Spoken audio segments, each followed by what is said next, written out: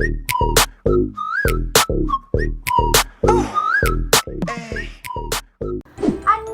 hello guys, kembali lagi di video aku. Konten kali ini berisikan tentang edukasi tentang vaksin yang saat ini marak dibicarakan oleh banyak netizen-netizen di Indonesia, termasuk berbagai macam pro dan kontranya ya guys. Jadi sebelum memulai video ini, aku mau disclaimer terlebih dahulu bahwa aku di sini masih belum termasuk berkompetensi untuk membahas ini. Tapi aku tetap pengen menyuarakan ini dikarenakan menurut aku di luar sana ini banyak orang yang belum tahu, makan banyak yang termakan hoax tentang berita-berita tentang vaksin ini sendiri guys. Oke, langsung aja tanpa berlama-lama kita mulai dari pembahasan yang pertama, yaitu kenapa harus divaksin ya guys. Sebelum aku bahas ini, jadi aku mau kasih tahu kalian kalau aku tuh ada contekan ini. Jadi tidak sebarang, aku udah searching dulu materinya untuk apa aja yang bakalan aku sampaikan di video kali ini guys. Jadi kalau aku sering lihat ke bawah berarti aku lihat materinya ya guys. Oke. Kenapa harus divaksin guys? Seperti yang kita ketahui kalau angka pasien positif COVID di Indonesia ini kan semakin hari semakin meningkat guys. Belum ada kurva yang menunjukkan penurunan, apalagi melanda itu belum ada. Jadi di Indonesia sangat membutuhkan yang namanya antibodi eksternal guys, kekebalan tubuh eksternal di berupa vaksin.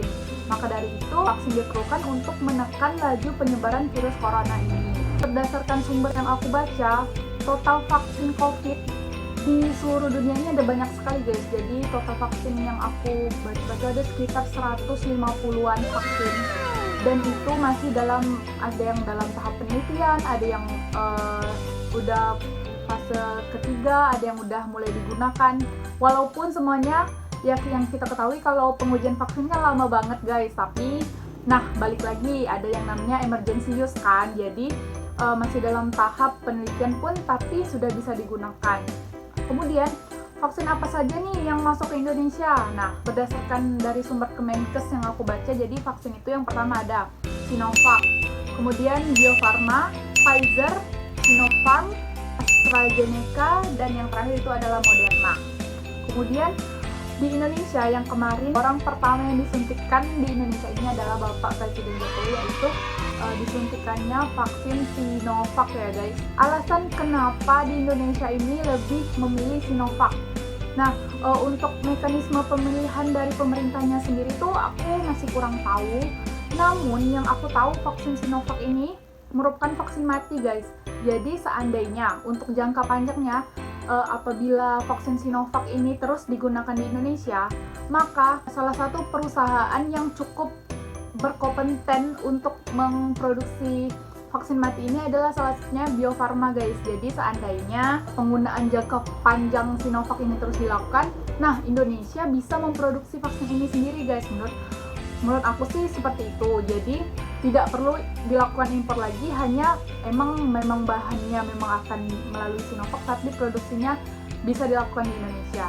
Kemudian untuk alasan lainnya, untuk penyimpanan vaksin Sinovac ini pada suhu kulkas, jadi 2-8 derajat Celcius dia simpannya, sehingga menurut aku itu lebih memudahkan dalam distribusinya dan penyimpanannya di Indonesia.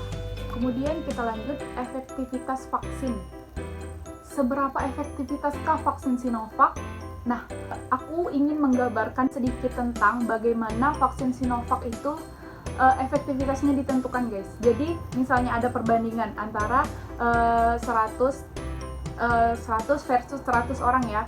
Jadi yang 100 ini semuanya disuntikan vaksin, yang 100 lagi tidak disuntikan vaksin guys. Jadi kita lihat bagaimana hasilnya. Seandainya 100 orang yang tidak disuntikan vaksin ini positif corona, dan 100 orang yang disuntikan vaksin ini ada 30 orang saja yang corona, berarti kan itu efektivitasnya sekitar 70%, karena ada 70 orang yang tidak terinfeksi dari 100 orang. Nah, seperti itulah perhitungan efektivitas jika digambarkan secara umumnya guys.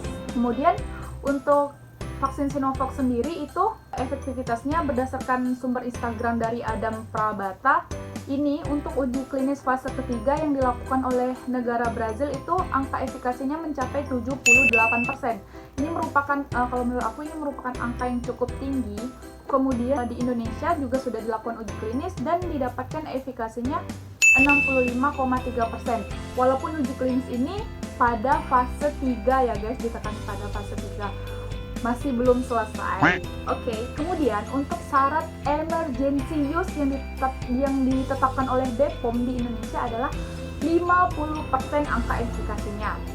Oleh karena itu, vaksin Sinovac ini memenuhi syarat untuk mendapatkan izin. Izinnya itu berupa penggunaan darurat di Indonesia. Seperti itu guys. Nih, alasan BPOM kasih izin padahal uji klinis belum selesai. Kan pasti banyak banget ini netizen yang bertanya-tanya kenapa dikasih izin kan.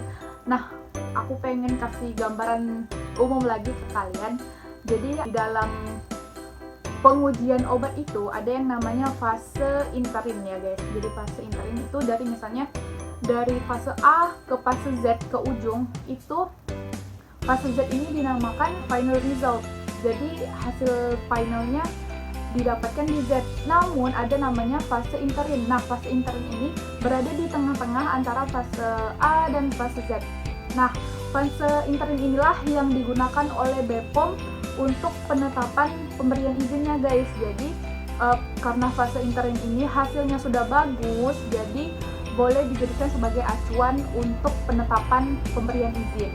Nah, setahu aku yang seperti itu ya guys. Kemudian dipertanyakan lagi, amankah vaksin Sinovac ini? Berdasarkan sumber yang aku baca yaitu Zhang 2020, untuk efek samping hasil penelitian si Zhang ini tidak ada efek samping yang mengancam nyawa pada pengujian fase klinis 1 dan fase klinis 2. Jadi efek samping itu pasti ada tapi tidak mengancam nyawa.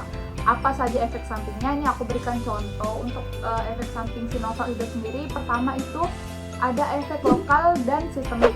Kalau lokal itu, untuk yang kurang tahu guys, misalnya disuntikannya di sini.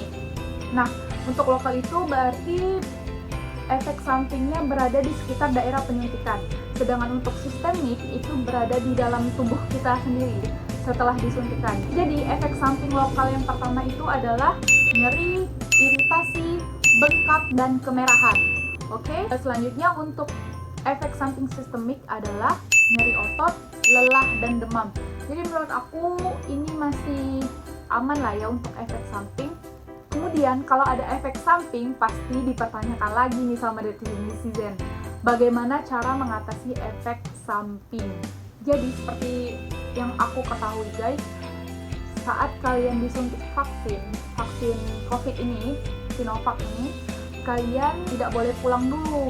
Jadi harus menunggu 30 menit di tempat setelah penyuntikan dilakukan. Hal itu karena untuk mencegah nih seandainya terjadi efek samping yang cepat setelah penyuntikan itu dapat diatasi oleh tenaga kesehatan yang berkompetensi.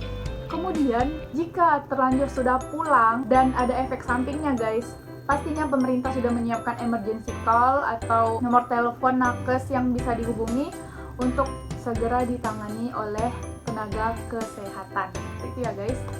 Kemudian muncul lagi pertanyaan, siapa saja yang menerima vaksin? Jadi tidak semua bisa menerima vaksin untuk saat ini, karena kalau berdasarkan sumber detik.com yang aku baca itu, di Indonesia sendiri kebijakannya diutamakan para tenaga kesehatan, pejabat publik, baru dilanjutkan dengan sejumlah tokoh agama, kemudian baru masyarakat secara luas. Nah, untuk syaratnya apalagi nih? Kan ya udah kelompok-kelompok orangnya. Kemudian syaratnya apalagi? Yang pertama itu adalah bertubuh sehat. Bertubuh sehat ini maksudnya tidak demam, tidak lelah, seperti itu ya guys. Kemudian cukup tidur sebelum dilakukan penyuntikan, itu pokoknya harus fit badannya. Kemudian untuk tekanan darah, biasanya dilakukan pengecekan tekanan darah itu 140/90, itu adalah tekanan darah normal ya guys. Kemudian untuk penderita diabetes mellitus dengan HbA1c 7,5%, maka tidak dapat diberikan vaksin. Kemudian yang terakhir adalah tidak pernah positif COVID.